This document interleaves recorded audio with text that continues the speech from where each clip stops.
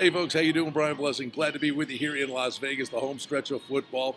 And we're talking about the NFC Championship Game in this video. Follow me at Brian Blessing. Follow along on Twitter at Bang the Book. And don't forget the Sports Betting Podcast with our pal Adam Burke. I join Adam on Tuesdays.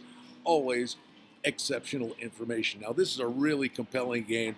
And we're sitting here and we're looking at the Saints, a 3.5-point favorite, 57 or 57.5 is the consensus total. What do you think the Rams were thinking there when the ball went through Jeffrey's hands and the Saints get the win and survive? Bottom line, his Rams would have been sitting in the catbird seat at home. Now they've got to go back to the Superdome. And I'll tell you what, though, we could be in for a treat. But will it be like the first game? I don't think so. And that first game was truly something special. It was back on November 4th. 45-35 was the final score. And it featured some incredible individual performances. But the way the game played out, I don't think it will play out this way again this time. In that game, New England jumped all over the Rams. They were up 35-17 at the half. Then they kind of took their foot off the pedal.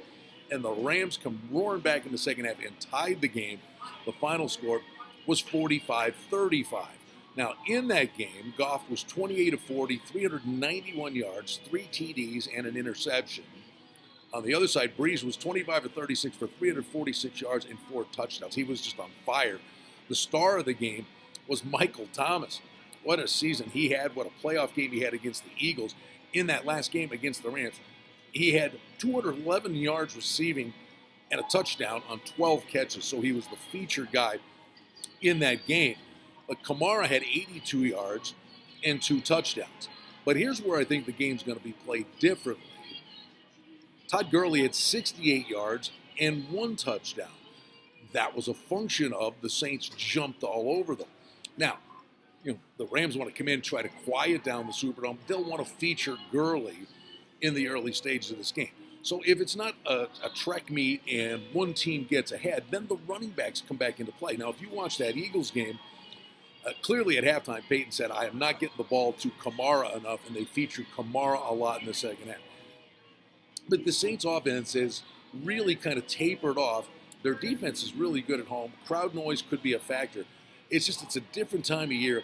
And that first game, and you're sitting there, they put 80 points up. I don't see in any way, shape, or form that it's a game that will be played like that. I like the under. We had the under in the Eagles game with New Orleans because the Eagles defense got healthy and Schwartz dialed something up. And don't think for a second with Wade Phillips having an opportunity to go against that offense once that he won't come up with something better. I think the running backs will be featured more in this game.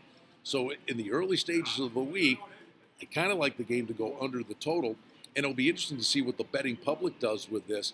That total, 57. I've got to believe at some point, maybe an element of common sense kind of kicks in here. And I do think you may see some sharp money on the under. So it probably behooves you, if you like the under, bet it early in the week. And, the game's sitting here at 3.5. I do believe if you like the Saints, hang out there because I do think threes will pop up. It's a great game on paper, the NFC Championship game.